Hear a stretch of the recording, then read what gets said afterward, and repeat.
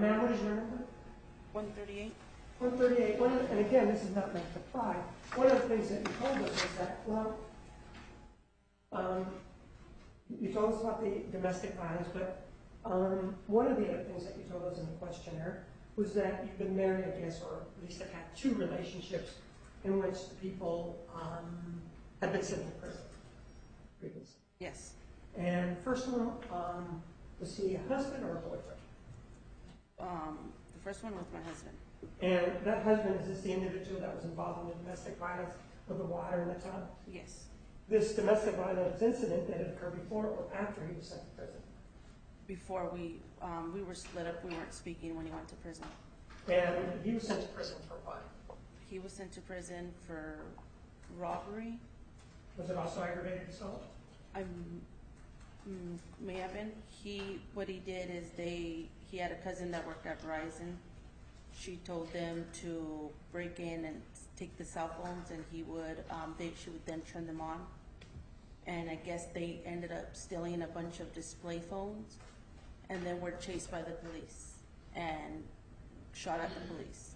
So he shot at the police, and as a result of that, he was sent to prison. Yes. How many times did you actually go visit him? Maybe 3, 4. And anything about whatever it is that he did with law enforcement, anything about that you say, I don't think it's fair the way they do this. Let's say the cops. I don't think it's fair the way they treated him. No. You're smiling. Can you tell me why you're what? Because he's an idiot. He's an idiot, and why do you say that? You can't sit there and he's an idiot. He put himself in that situation, and I mean, you gotta. I mean, he's an idiot. Was maybe like 28, 29 when this happened, and I mean, he's just. I don't know what he was trying to be. I mean, he was old, but I don't know what he was thinking. You work for Summit. Is that the law school? No, it's Summit Administration. That it's medical, dental, vision, disability insurance. And one of the other things that one of the other relationships you're involved in is with, are you remarried, I think? Yes. And this individual also has been to prison, correct? Before I met him, yes. How did you meet that individual, the one that you're married to? Online. And how long did you date, I guess, before you got married? We dated 2 years.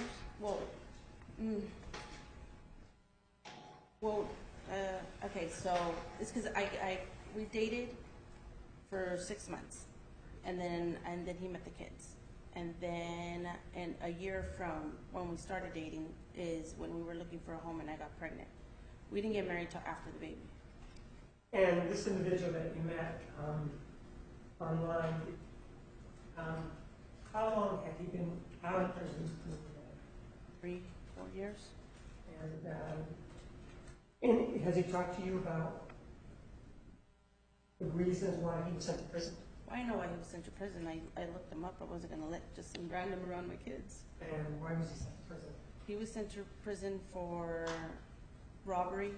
I want to say that it was robbery and I think aggravated assault. And anything, have you ever talked to him about it? Mm-hmm. And anything about what he has told you that says to you, well, maybe it was unfair or I left a bad taste in my mouth as to how he was treated by the police or the law enforcement agencies? No, because he always knew that he was wrong. Right. He always so there was nothing never negative against like law enforcement or the system. He knew he did wrong. He knew that he was young, and he knew that he wanted to just be a better person and get away from that. It was embarrassing for him to talk about it. And so anything about that experience that leads you to believe that you could not be fair and impartial in this particular case? With regards to them having been in prison? Yes, the fact that he's been in prison. I'm not sure what you mean.